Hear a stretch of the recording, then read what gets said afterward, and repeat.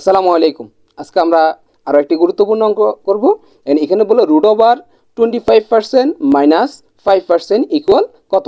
আমাদের এখানে কি 0 হবে নাকি 25 হবে নাকি 45 হবে নাকি 50 হবে, তাহলে কোনটি আনসার হবে। চলেন তাহলে আমরা অঙ্কটি সমাধান করি। তাহলে এখানে বললো কি আমার √25% মাইনাস 5%।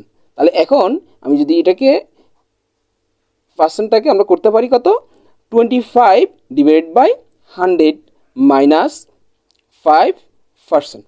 তাহলে এটাকে যদি আমরা কাটাকাটি করি তাহলে হচ্ছে কত আমার 1/4, কারণ 25 আমি 100কে 25 দিয়ে ভাগ করলে 4 হয়, মাইনাস 5% ইকুয়াল। এখন যদি যার যা রুট তাকে তাকে দিয়ে দিই, 1-এর উপরে রুট দিলে যে কত না দিলেও একই কত, তার মানে হচ্ছে 1ই হয়ে যাচ্ছে। আর 4 এর উপরে যদি আমরা রুট করি হচ্ছে 2 মাইনাস 5%।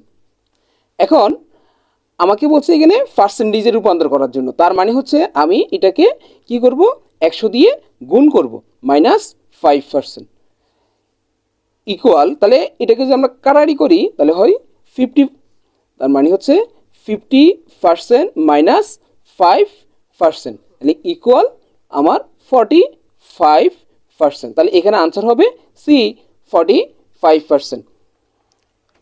ধন্যবাদ সবাইকে। আসসালামু আলাইকুম।